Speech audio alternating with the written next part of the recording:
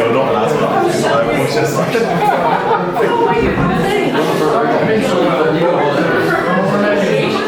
Oh, you had a call. I'm going to whisper things in your ear. Don't worry. I was told in great detail. You're romantic.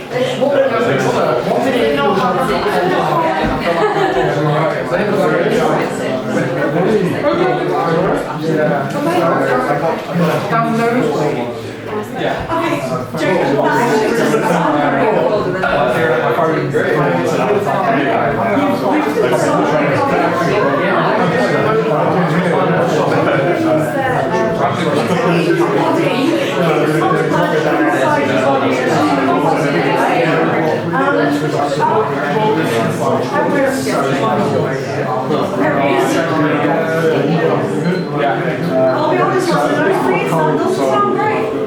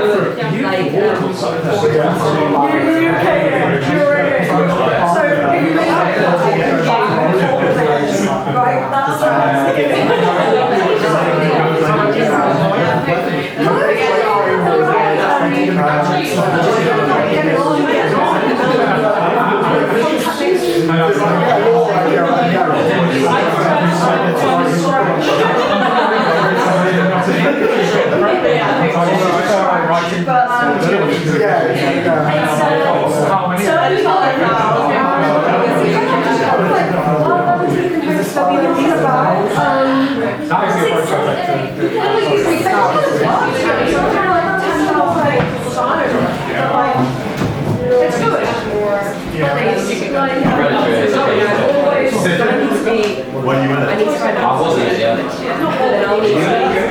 Yeah, I'll come to the museum. I'll need to be settled by Because we went to the museum when you were what? if I'm starting first September. Sorry. Which museum? It's large enough. Yeah, but it's not that we have to go to Manchester, like the Yes, yes, so good. The frogs are so good. Oh, frogs. We know.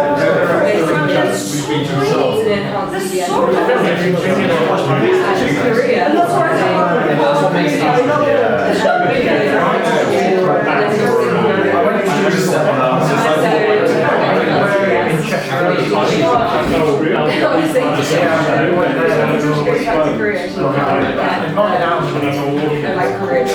well, that's on activity trail.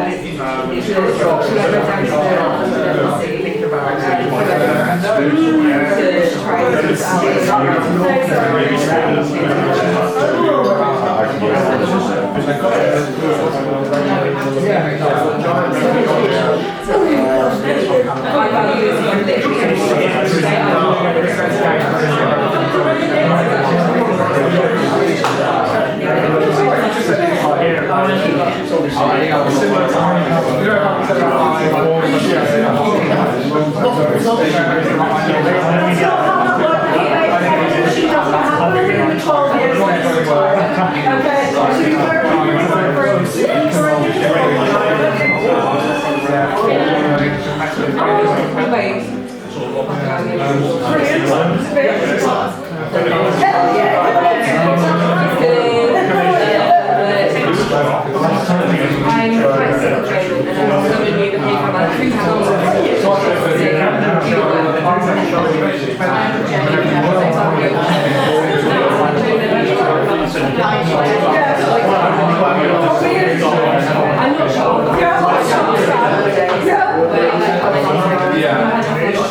The day is still young, it's happening. Yeah, I think you're second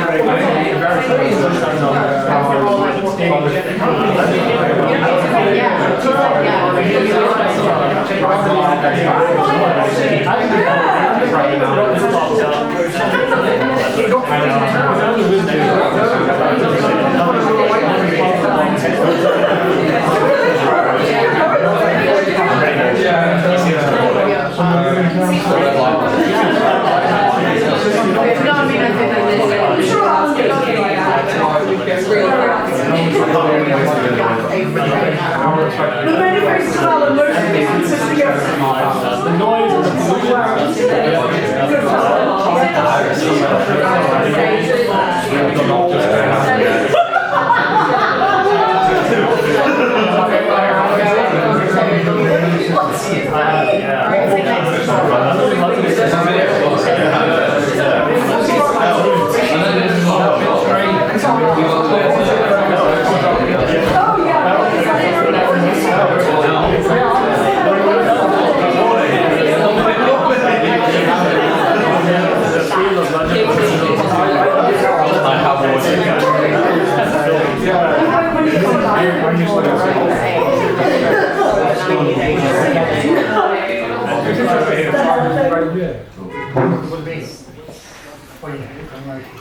Walked into her lap, and she is said to be very up reasonably well.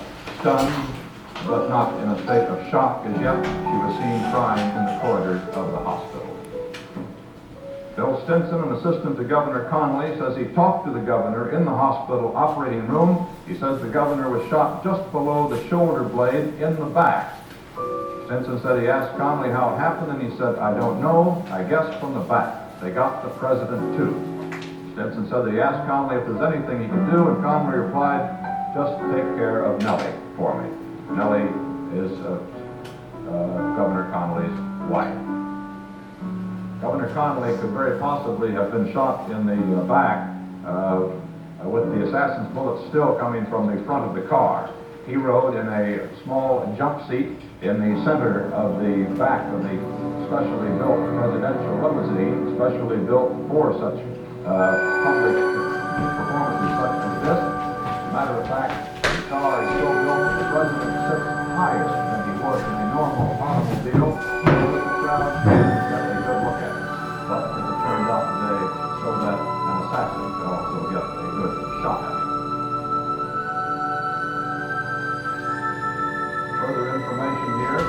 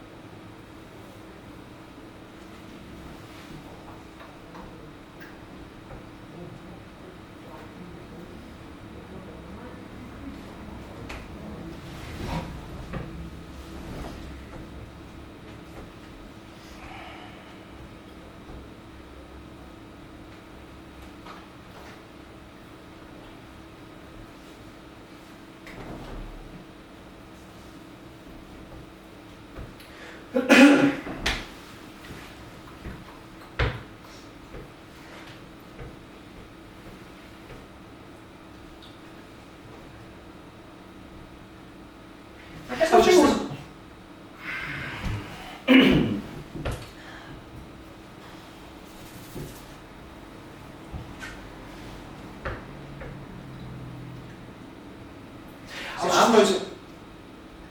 You go first. You go first. Okay. Well, no. I guess I was just wondering what it was that you were doing here. Me? Yeah. I guess we're just sort of here for the same reason. You know, Right. you know, I'm here and you're here. No, You know, sure, that's fine, that's cool. Good vibe. Cool. Forgot.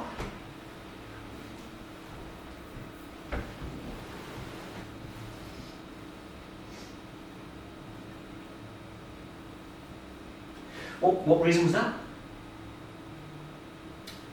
Well, I suppose, you know, Yeah. when I sort of said we're both here for the same reason, and Sure. you know, we're here at the same time, aren't we? So Yeah, I yeah. assume that since we're both here in the same place, you know, I could assume that we're here for the same reason. It'd be a bit bizarre That makes sense. if That's cool. otherwise. Cool.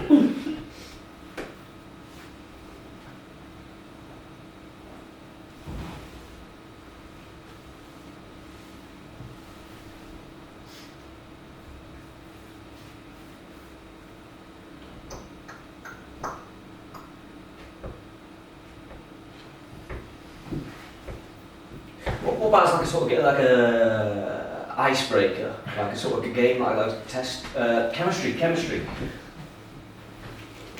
You tell me the reason you're here, and then like I know in my mind if that's definitely the reason I'm Right, here, and then we right. make sure we're both on the same wavelength. Yeah, like one of those chemistry sort of Yeah, yeah, wavelength yeah. game assumption thing. Yeah, no. Well, we're here for a birthday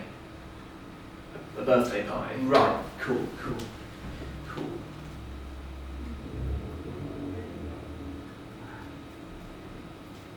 It's your birthday party, by the way. I didn't know if that was clear. It's your birthday. Cool.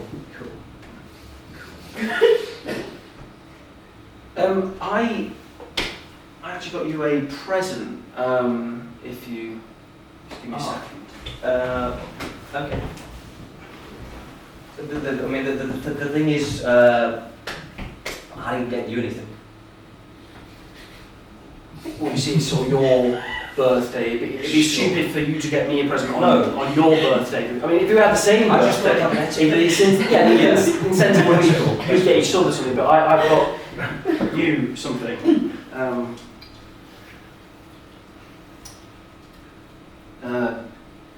Here you go. That for me? I mean, you don't have to have it if you don't want it. No, Like, it's sure. fine. If, you know, I just thought, you know, it was passed down for me before. I don't know where, but I just thought you'd. Yeah. Yeah, it's a toy car. It's a toy car. But I just thought you know. Happy birthday. Yeah. Cool.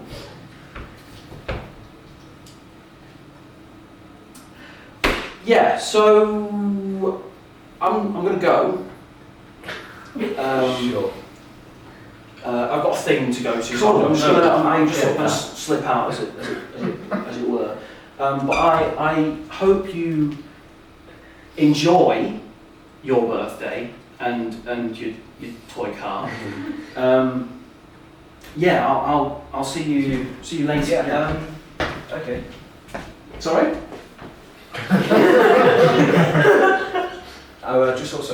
I just thought I thought I heard you say something about No, sort of it's fine, walking it's away. fine. You see, I wasn't too sure if that was like a. If you can do your thing. Do you mind? Yeah. Oh, all right. Nice Yeah. one. All right. Cheers. Cool.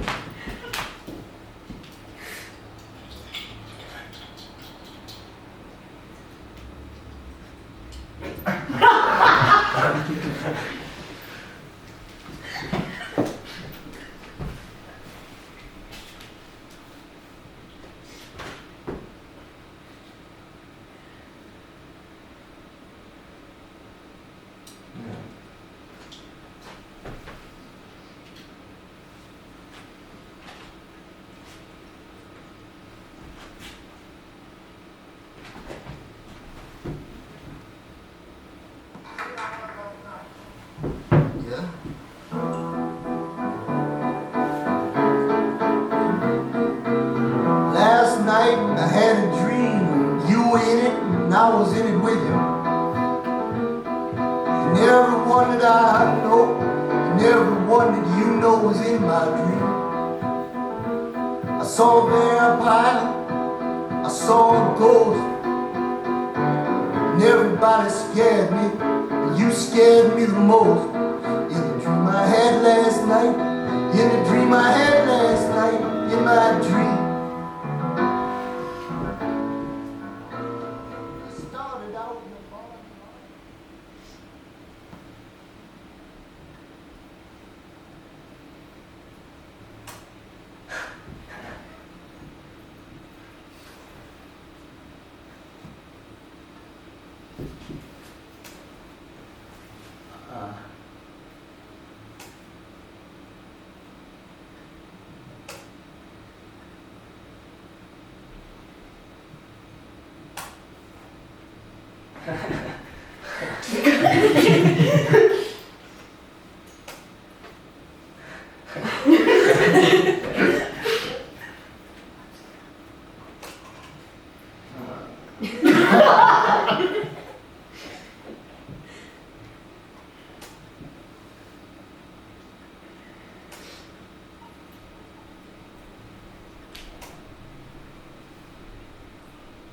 I suppose the thing was, I became interested in endings. I became interested in ending things. And I guess that right now, I am here for an ending. I'm here to stop another human being from moving. I mean, right now I might be walking and talking and breathing and all that, but soon I won't be.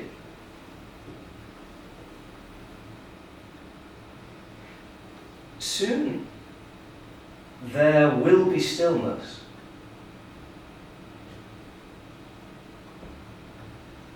Toby is coming over for the first time in a while. I'm not sure how we left things. Maybe that doesn't matter.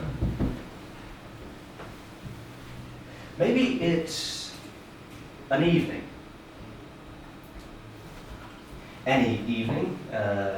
Maybe this evening. Maybe yesterday. Maybe...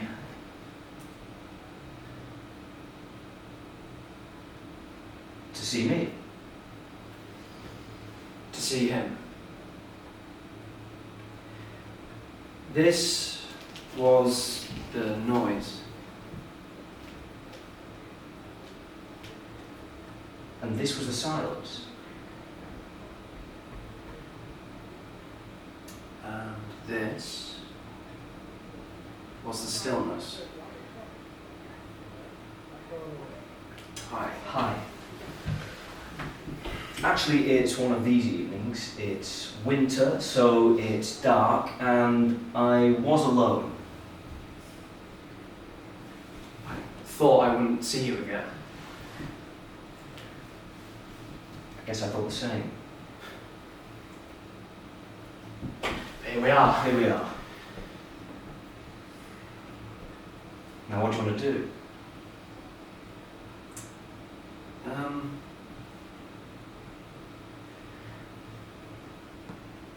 I want to tell a story. Yeah.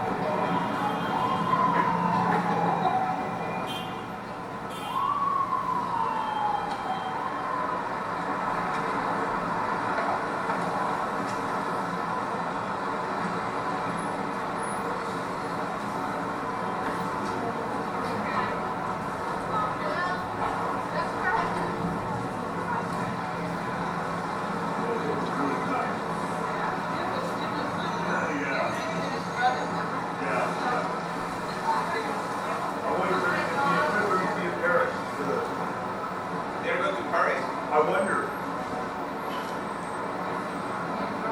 We'll have to ask.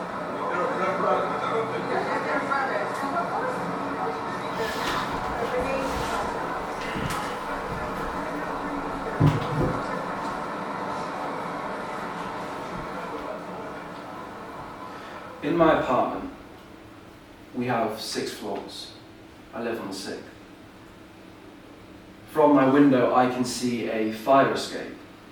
There are 1,075 bricks. Today is the same as yesterday. It is hot. The heat is stifling. The air is still and arid, like being in a desert. In my apartment, we have an elevator. I need to get out of bed, so I do, and then I realise something else. I need to eat. I'm hungry. I'll have bacon and eggs. Whilst I eat, I realise something else. I need to go downstairs for a parcel. So I leave my food behind, and then I'm faced with a choice. Do I take the elevator or go down the stairs? I hesitate and think for a moment. Yeah, the stairs. Today I'm going to take the stairs. I walk to the fire door. No. The elevator. Yes. Today I'm going to take the elevator. I press the button and I wait. I can hear the swell of the party happening down the hall. It sounds like it's just starting to warm up.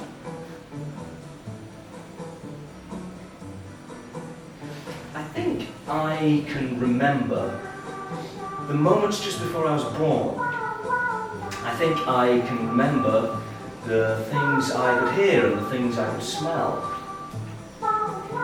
It feels now as if it's a dream, like I'm suspended in a vat of water.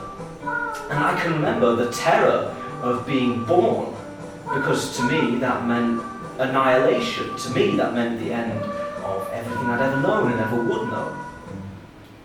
I was sort of suspended in this dark warmth, just waiting for the moment of my total annihilation. And I started to wonder to myself, why? Why do we run away from life, from people, from responsibilities? Why do we hide? Wait. Aren't we trying to figure out who shot JFK? Isn't that Lee Harvey Oswald? Yes. Okay. Well, who abducted the Pope? We did. Right. Yeah. I remember it now. Yeah.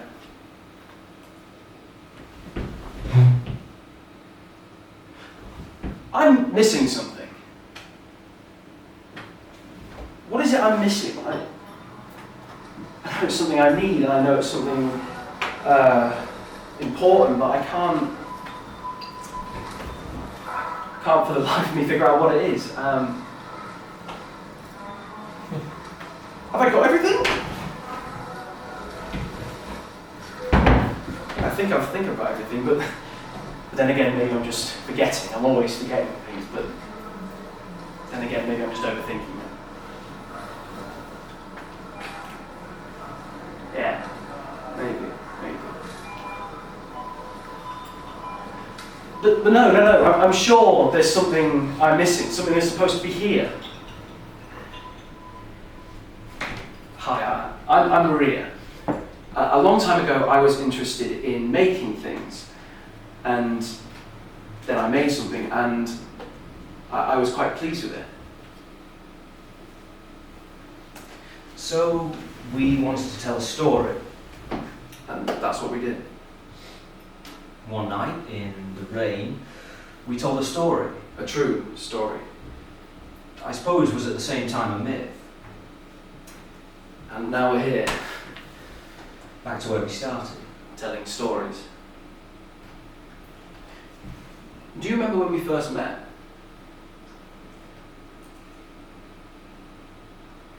At the cinema in the autumn. That's right. It was a screening of Dre's Vampyr. And we were both there. And we spoke for a little bit about making things and about love and life, and then we didn't speak again until the end. And then I didn't see you again. Until 6 months later. And I guess we decided that this was all too complicated. And that it might just be best if we could start again.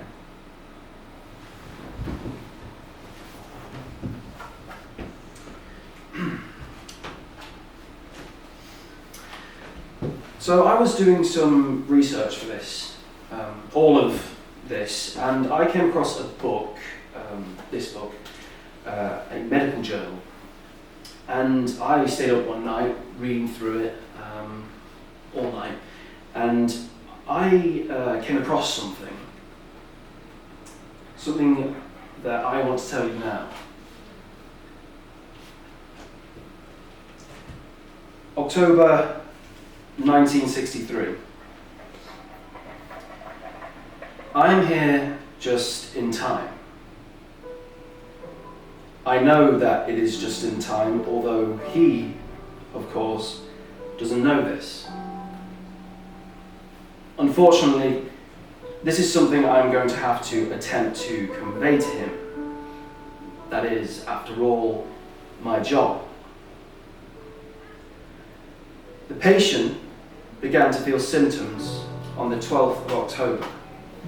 It was a brisk Thursday afternoon.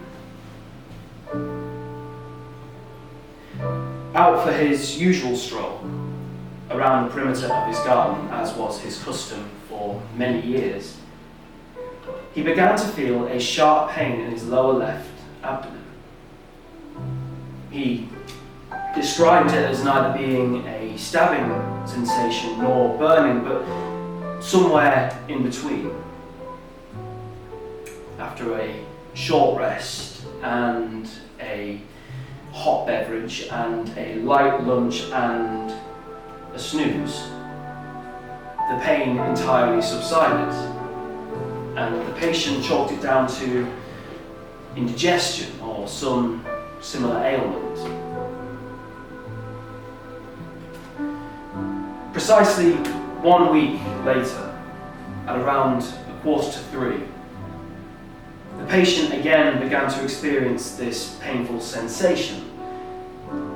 This time, only a hot bath and a leaf through the Financial Times was enough to make him forget about this pain. Another week passed, and again, the patient began to experience this pain. This time it was becoming too much to ignore. 3 consecutive weeks of this unusual pain. He telephoned his friend, the local doctor, who came at his earliest discretion and examined the patient thoroughly. Now, he deemed there to be no major cause for concern, given the sporadic nature of the pain, and advised the patient to cut out all eggs and bacon from his diet for 1 week, and to take naps in the afternoons and long walks in the mornings. The next week, again this type of pain, this time accompanied by a ringing of the ears and a feeling of intense nausea, followed by some vomiting spells. The patient reported this to the local doctor, who deemed this to be beyond the bounds of his expertise and recommended him to a friend in the city, a specialist in abdominal complaints. The patient reported the next day to the abdominal specialist. However, Nothing was found to be immediately evident, and he was invited to spend the night for further tests. That room on this ward is where he has remained since.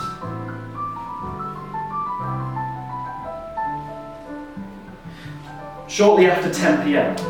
on the 13th of November, the patient began to be seized by a swelling pain in his lower left abdomen, an almost unbearable pain. It seemed as if there was something inside of him that was trying to rip itself out. He screamed and convulsed for many hours into the night and was placed under the strongest painkillers and drugs. Now, specialists were called in to investigate immediately. Across the city, telephones rang and awoke sleepy medical professionals, summoning them to observe the mystery case.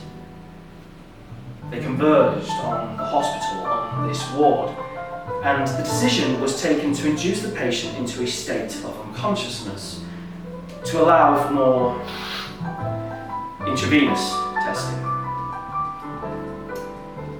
The doctors frothed and swelled into the ward, following along closely as junior doctors licked their lips and excitedly took notes. One man seemed to take charge of the operation, a certain Dr.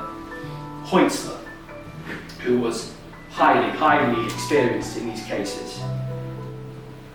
He glided alongside the patient, preparing for surgery. Whatever was inside this patient had to come out. The operation began, and eagle eyes watched from every available space in the viewing gallery.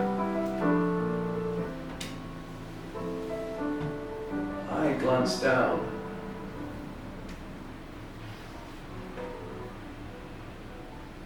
Gasps from the crowd.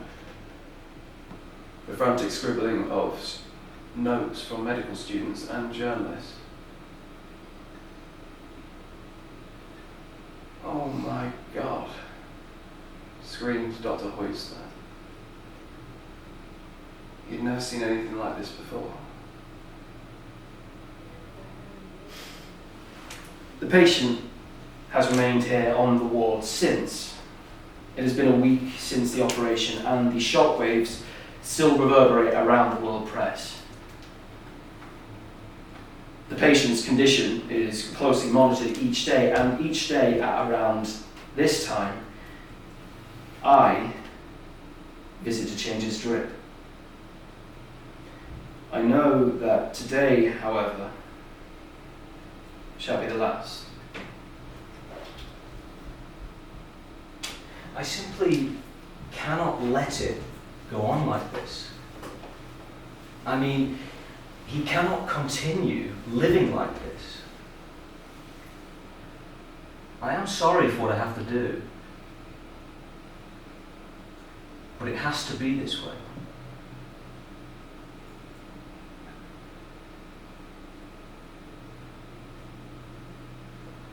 What are you watching? The Zabru footage. JFK is dead, right? He died in 1963. I guess the universe began in 1963. The universe was born, and we emerged into the garden at the beginning. At the beginning of everything. And all I could see in front of me was aisles. Aisles upon aisles of stuff, bright lights, and a supermarket trolley. And then there was the flood. And we walked, and my feet were wet. And then there was the bright lights again, and that was the beginning of the end. The end of the beginning.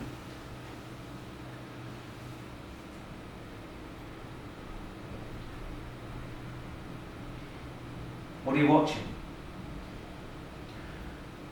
Vampyr by Carl Theodor Dreyer. This is my favourite bit. I always remember this bit.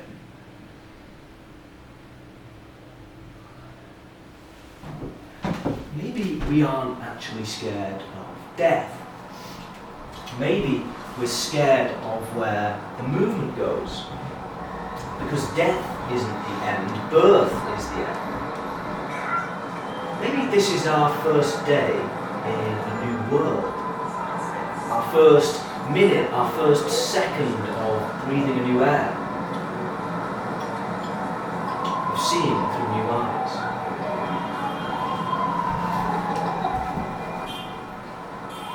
I'm back where I was before from the start, where I've always been. The party is still going on down the hall, the music still swells. I think now that I'm ready, I'm ready to tell you about what I'm going to do. I leave the apartment again, down the elevator again, and I leave the building as cars are whooshing past and people are pushing and shoving each other.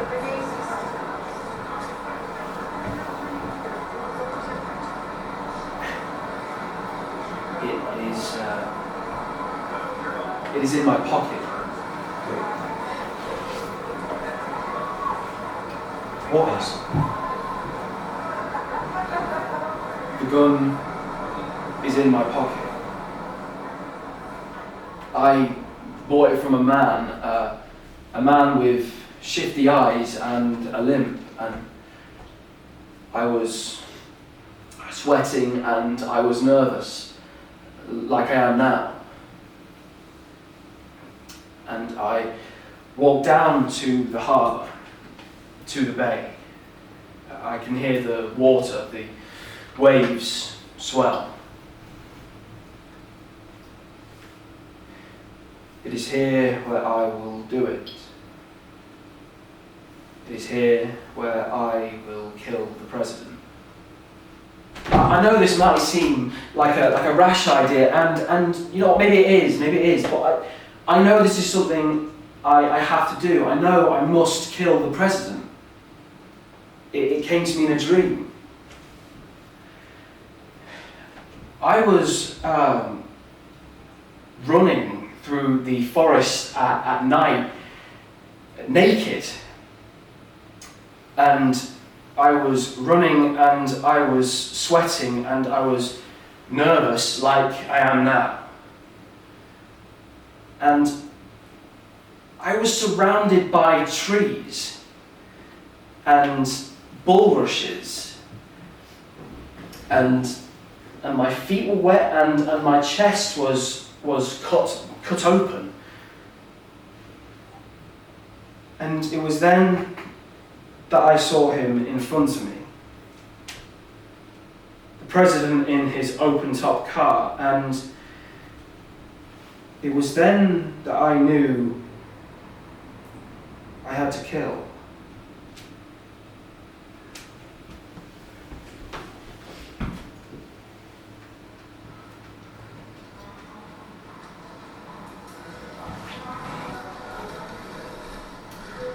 I remember, long ago, the park, the nice park with lakes and ponds and children, happy children, running around and playing games, and the wind was blowing, and I was happy. I was happy because I had made something that could do no harm, something that could do no evil, something that couldn't be polluted by the world. I had anything to say about it, at least.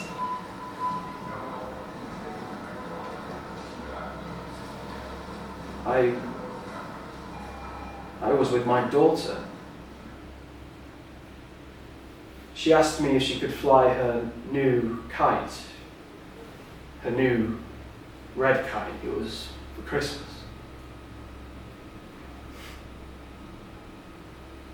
I smiled and I said, yes, of course. And we walked for a little while, and the little red kite floated in the air, and the wind was blowing, and the fog came in, and then the kite fluttered out of view, and then there was water, and then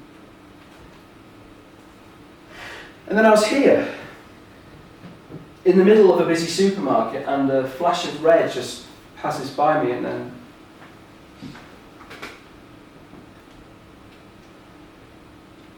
oh my God.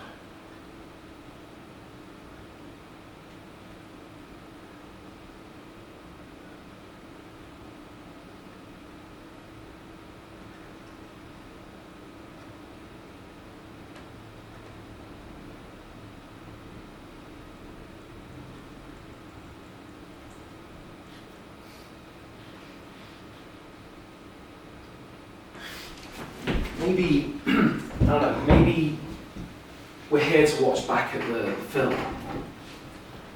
Which film? This film.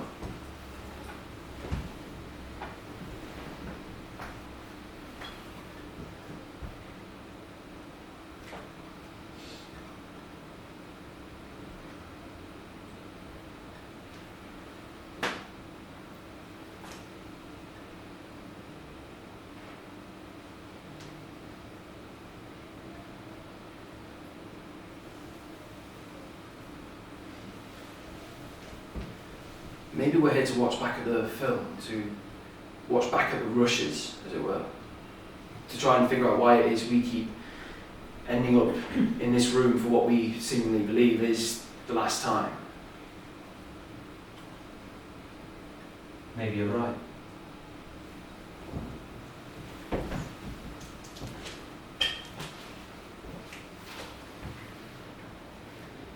That was 3 weeks ago now. The patient was a strange man. He was 49 years old and left behind him no family, no heir, no will, only his property and his gardens. The gardens he used to walk around the perimeter again and again until the symptoms started. And now he's dead. And I saw him for the last time at his funeral yesterday. In his gardens, only a select few were allowed to visit the body, visit the corpse. Because they were scared. Scared that whatever it was could be transmitted from him, from his body, from his corpse. Sorry. I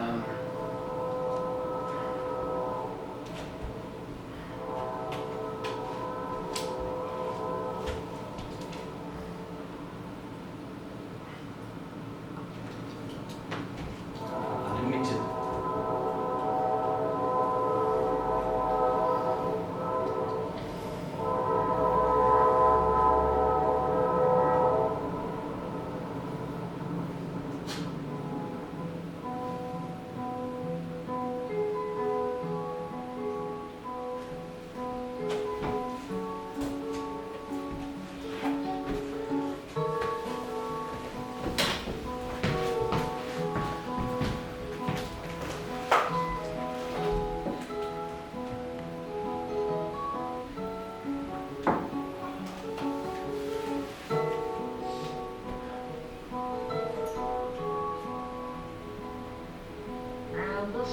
I was sat in the corner of a cafe,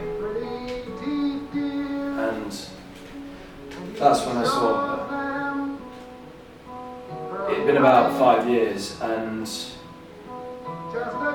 there she was. Exactly the same, like completely the same. And yet, entirely different. Like, completely different person, someone I'd met before, and yet, there she was, all the same.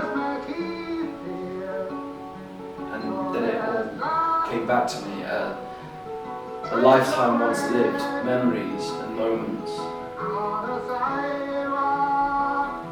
And there she was,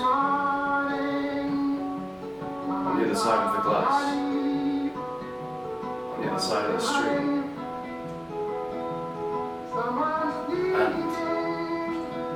And I wondered,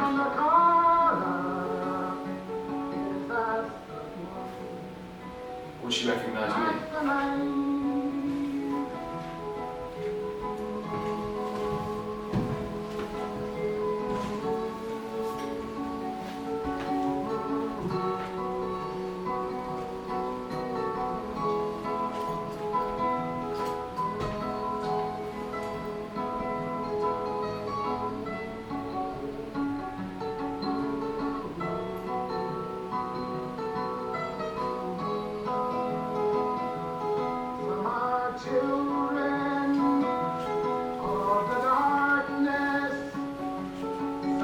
That sometimes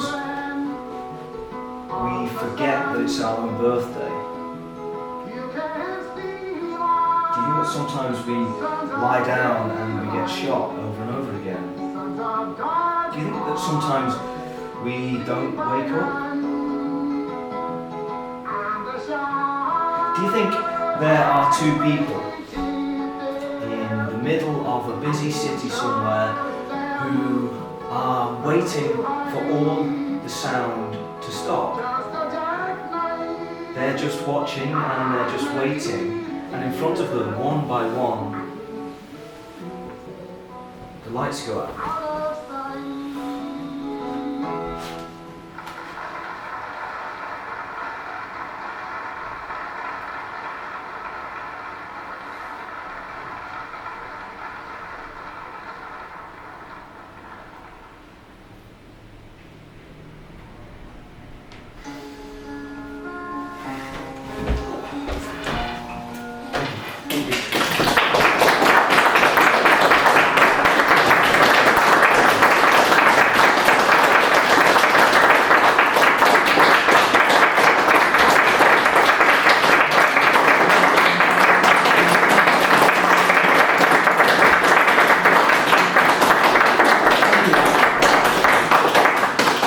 Thank you for coming. It was a pleasure having you all here, and just didn't bother to come and see whatever that was. So at the back, I think it's at the back table over there. Just before you exit, there's a little QR code. If you have the time, just scan it and answer some. There's 3 questions. You don't have to. You don't want to, but it'd be really appreciated. Thanks for coming. Yeah, it's been a good one. Thank you. So thank you.